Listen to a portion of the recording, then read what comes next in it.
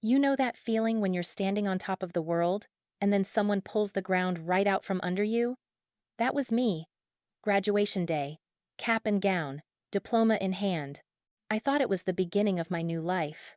Turns out, it was just the beginning of a nightmare I never saw coming. My name is Emma, and this is the story of how my own mother tried to destroy my future, and how I made sure she regretted every single word. Let me take you back to that day, May 15th. The sun was shining, the stadium was packed, and I was walking across that stage with my heart pounding.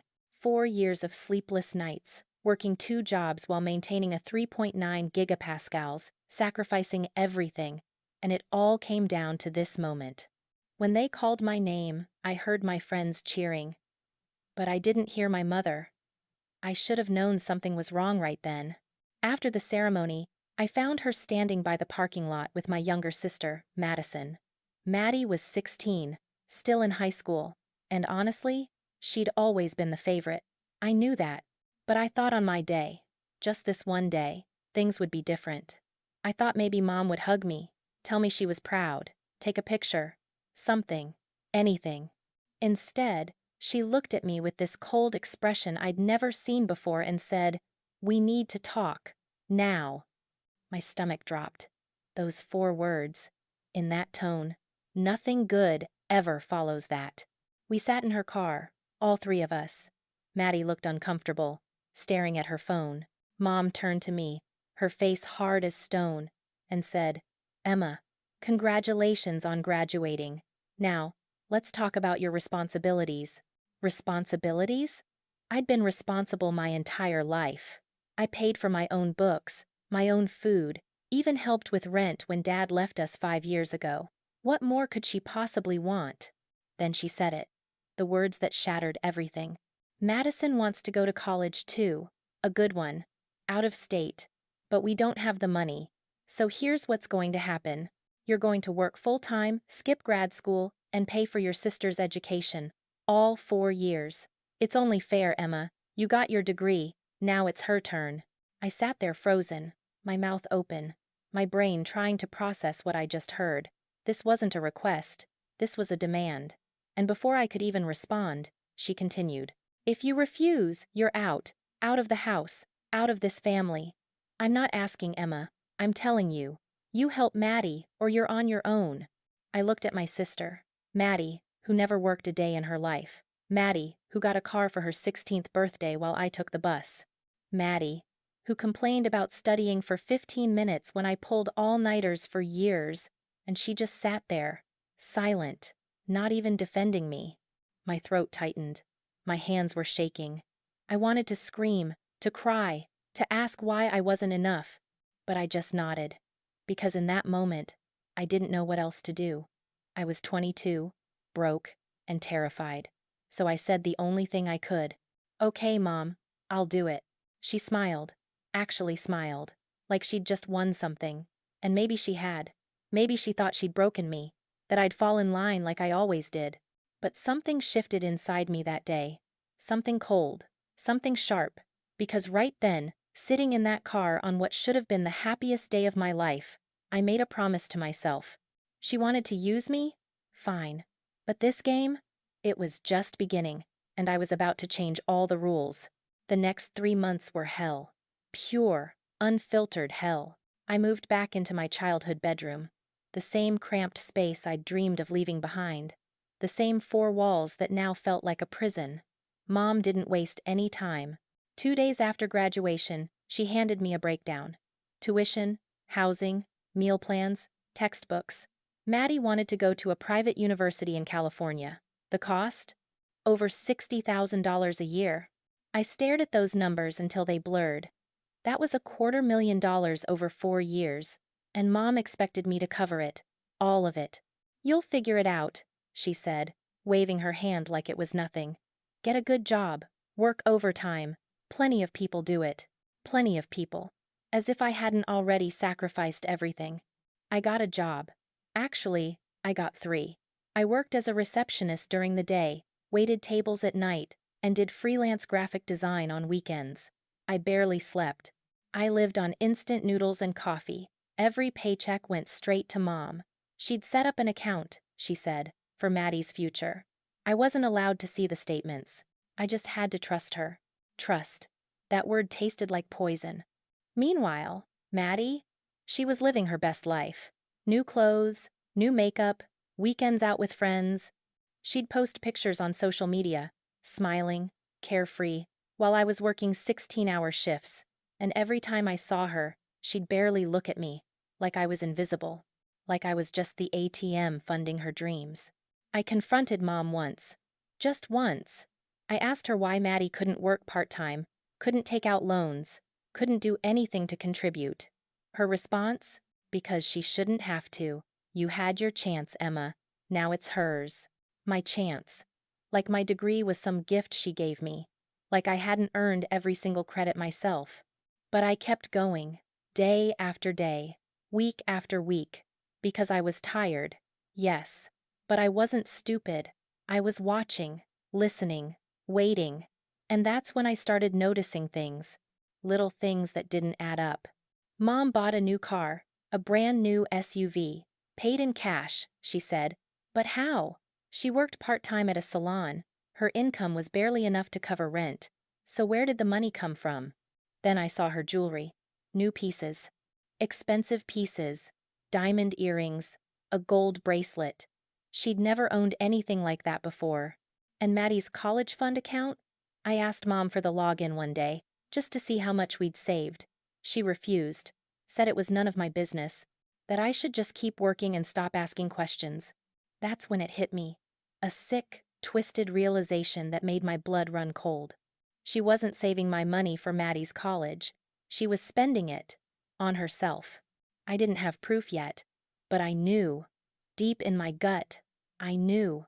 My mother was stealing from me, and she was using my love for my sister as the cover. I wanted to explode, to confront her, to burn it all down right then and there. But I didn't, because anger without strategy is just noise, and I needed to be smart, calculated, patient. So I smiled. I kept working. I kept handing over my checks. And in secret, I started building my case. I opened my own account. I photographed every deposit slip, every receipt, every text message where Mom demanded money. I started recording our conversations, her threats, her manipulation. I documented everything, because if she wanted to play games, fine. But I was about to show her what happens when you underestimate the person you've been stepping on for years. The trap she set for me, it was about to snap back on her, and when it did, she'd never see it coming. 6 months in, I hit my limit. It was a Tuesday night. I came home at midnight after a double shift, my feet aching, my eyes burning. The house was dark except for the living room. Mom and Maddie were sitting on the couch, laughing at something on TV. I walked past them toward my room, and Mom called out, "Emma, did you transfer this month's payment yet?" I stopped, turned around, looked at her, really looked at her. She was wearing those diamond earrings, the ones I'd paid for with my blood, sweat, and tears. And she had the audacity to ask me for more. "Yeah, Mom, I did." "Good. Maddie needs extra this month. There's a spring break trip she wants to go on with her friends." Spring break trip. Of course. Because why would Maddie study during spring break when she could party on my dime? Something inside me cracked. Just a little, but enough. I walked into my room, locked the door, and opened my laptop. I logged into the secret email account I'd been using to track everything. 6 months of evidence.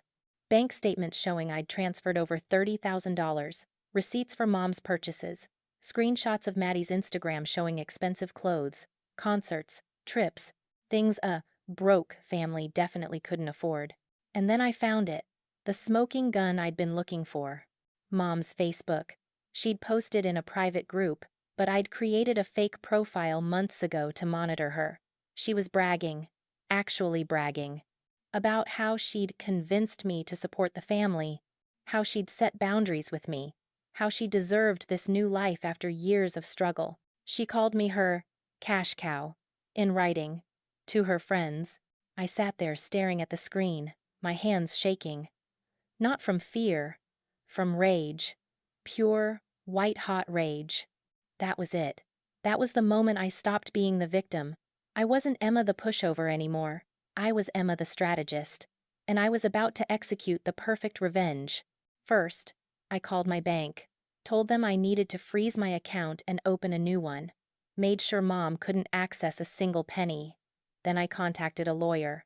Explained the situation. Turns out, financial exploitation, even from family, is illegal, especially when there's evidence of fraud and coercion. The lawyer smiled when I showed him my documentation. He said I had a case, a strong one. But I wasn't done, not even close. I reached out to Maddie's dream college. Told them I needed to verify enrollment details for financial planning purposes. They were happy to help. And guess what?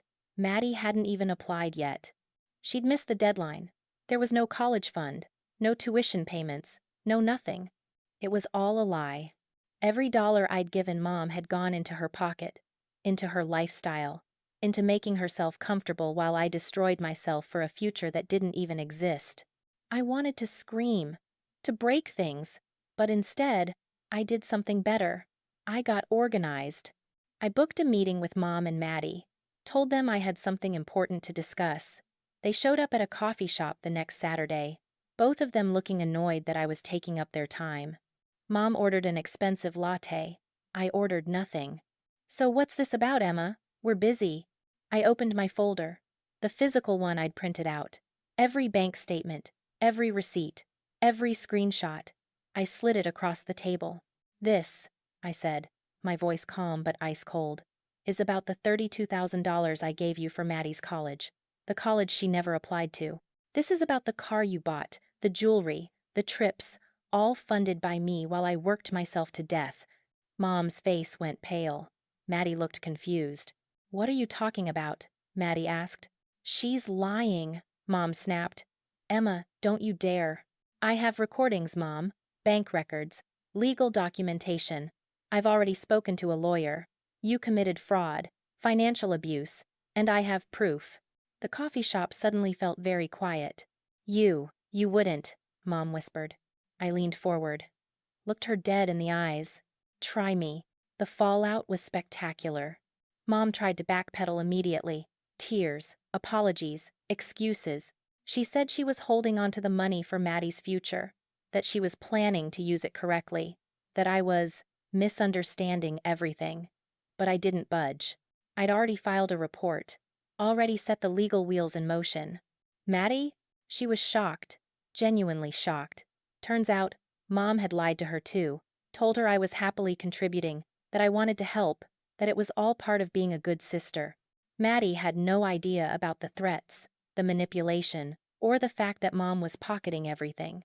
For the first time in months, Maddie looked at me like I was human. "Emma, I didn't know. I swear I didn't know." Part of me wanted to hate her, but I couldn't. She was a kid, a spoiled, naive kid, but still a victim in her own way. So I told her the truth, all of it. And I watched her face crumble as she realized what Mom had done. "I'm so sorry," she whispered. "I'm so sorry." I didn't forgive her. Not yet, but I didn't push her away either. Mom, on the other hand, she tried everything. Manipulation, guilt-tripping. She called me selfish, ungrateful, cruel. She told relatives I was abandoning the family, that I'd changed, that college had ruined me. Some believed her, but most didn't, because I had proof. And in the age of screenshots and records, proof wins. The legal process took 3 months. In the end, the court ruled in my favor. Mom was ordered to pay back every cent, plus damages. She had to sell the car, the jewelry, liquidate her savings. It wasn't enough to cover everything, so a payment plan was set up. She'd be paying me back for years. But the money wasn't even the best part. The best part was watching her realize she'd lost control, lost her power over me, lost her perfect little setup where I was the obedient daughter funding her lifestyle. I moved out the day the ruling came through, got a small apartment across town. It wasn't much, but it was mine, all mine. And for the first time in years, I could breathe. Maddie reached out a few weeks later. She'd gotten a part-time job. started looking at community colleges, said she wanted to do things the right way, without mom's interference. We met for coffee. It was awkward, but it was real. I don't expect you to forgive me, she said, but I want to try, to be better, to be the sister you deserved. I didn't promise her anything, but I didn't shut the door either, because maybe, just maybe, she was finally growing up. As for Mom, we don't speak. She tried calling a few times, leaving voicemails about family and forgiveness. I blocked her number.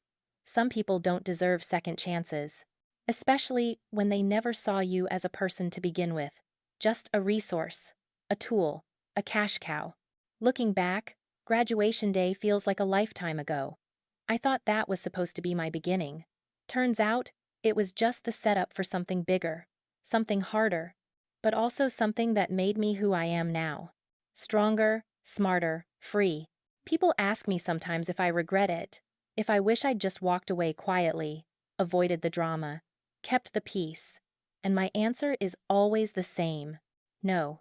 Because walking away would have meant letting her win, letting her believe she could use people without consequence, and I refuse to live in a world where that's okay. So if you're out there, dealing with someone who's trying to control you, manipulate you, break you down, here's what I learned. Document everything. Trust your gut. And when the time comes, don't be afraid to fight back.